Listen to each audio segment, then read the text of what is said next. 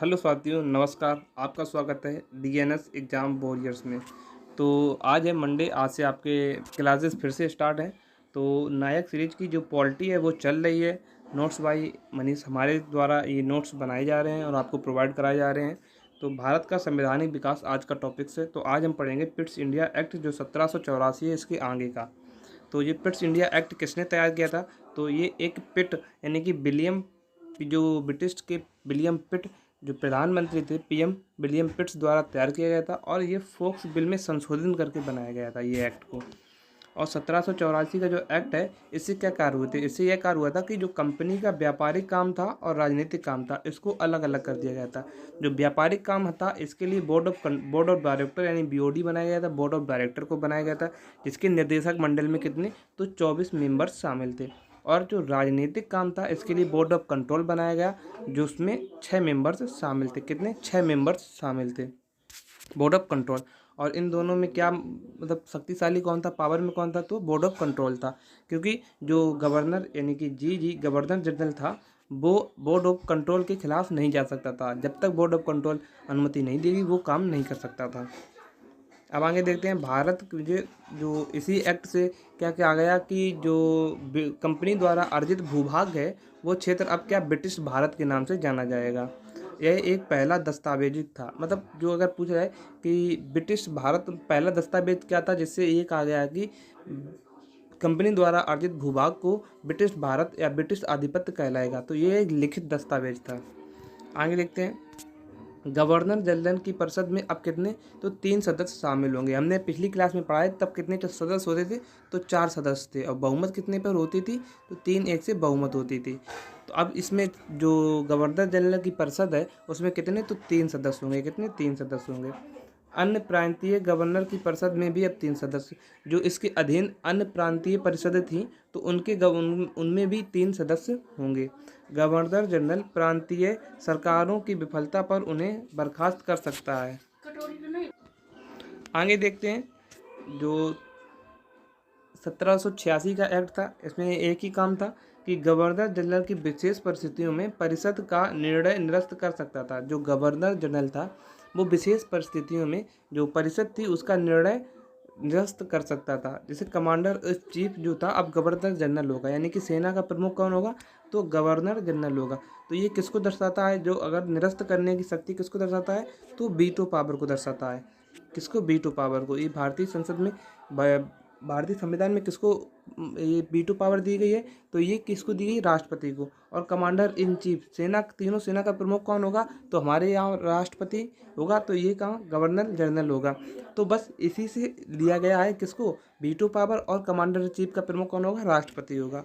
आगे देखते हैं, 1793 का एक्ट। 1793 का कंपनी का लाइसेंस जो था, वो 20 वर्षों के लिए बढ़ा गया, एक्सटेंड कर दिया गया। अब बोर्ड ऑफ कंट्रोल का जो वेतन था, वो ब्रिटेन से नहीं जाएगा। अब वो कहाँ से जाएगा? तो भारतीय राजस्व से जाएगा। और 5 लाख रुपया ब्रिटिश सरकार को जाएगा प्रॉफिट के रूप में।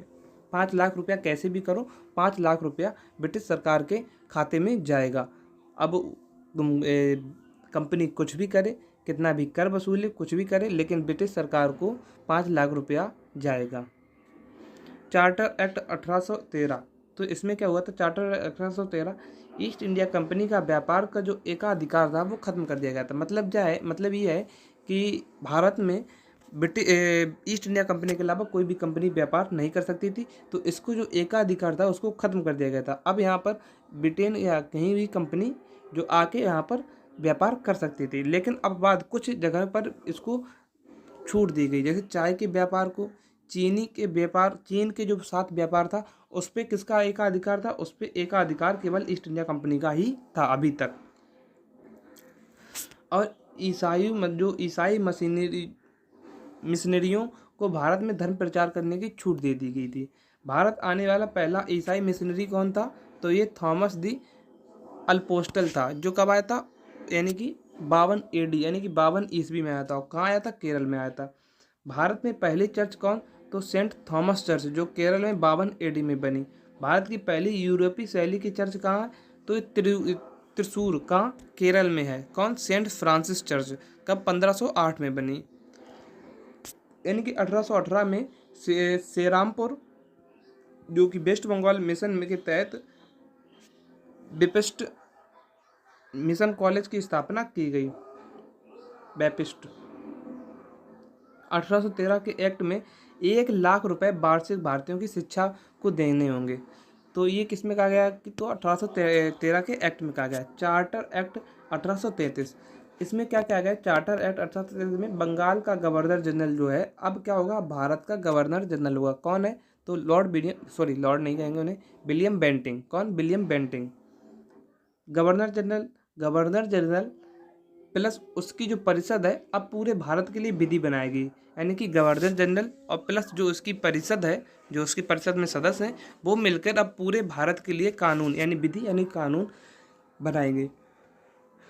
आगे देखते हैं। गवर्नर जनरल की परिषद में अब कितने? तो 4 सदस्य होंगे। 4 सदस्य यानी कि चौथा जो सदस्य होगा वो कौन होगा? विधि सदस्य होगा। और कौन बना? तो मैकाले बना था विधि सदस्य। लेकिन इस चौथे सदस्य को वोट डालने का अधिकार नहीं था। प्रथम विधि आयोग कब बना? तो 1834 में बना, जिसके अध्यक्ष कौन थे? मैकाले थे। और इसी से नींव पड़ती है आईपीसी की, यानी कि भारतीय दंड संहिता, जिसकी इसी की नींव पड़ी। और ये कब बनी? तो ये 1860 में बनी और 1862 में 1 जनवरी 1862 से ये लागू हो गई थी। और इसमें कितनी धाराएं थी? तो 511 इसमें धाराएं थी। स्वतंत्र भारत का पहला विधि आयोग कब बना? तो 1955 में बना, जिसके अध्यक्ष कौन थे? तो MC सीतलवाड़ इसके अध्यक्ष थे। वर्तमान में क्या है? तो 23वां विधि आयोग चल रहा है, जो 1 सितंबर 2024 से लेकर 31 अगस्त 2027 तक है। इसके अध्यक्ष कौन है? तो BP सिन्हा है। और 1833 के ही चार्टर एक्ट से कंपनी का जो व्यापार था वो पूर्णतः समाप्त कर दिया गया था। तो इसकी जगह कंपनी को क्या दे दिया गया था? प्रशासनिक कार्य दे दिए गए थे कि अब तुम प्रशासनिक कार्य देखो और जो व्यापार है वो और लोग देखेंगे। सिविल सेवाओं में खुली भर्तियों के प्रयास, इसमें प्रयास किया गया था। 1833 के एक्ट में इसमें प्रयास किया गया था, लेकिन लागू नहीं हुआ था। दास प्रथा का उन्मूलन जो 1833 के एक्ट से, लेकिन एलन बरो के टाइम पे ये अवैध घोषित कर दिया गया था। कब? 1843 में यह अवैध घोषित कर दिया गया था।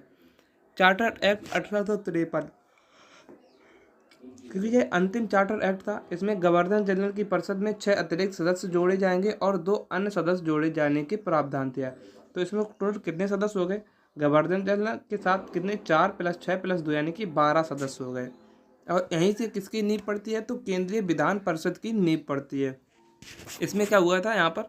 तो विधायी कार्य और कार्यकारिणी कार्य को अलग कर दिया गया था। तो विधायिका का कार्य विधि निर्माण कार्य और कुछ अन्य लोग देखेंगे, और कार्यकारिणी जो विधि बनी है उसको लागू करने का कार्य दूसरे लोग देखेंगे।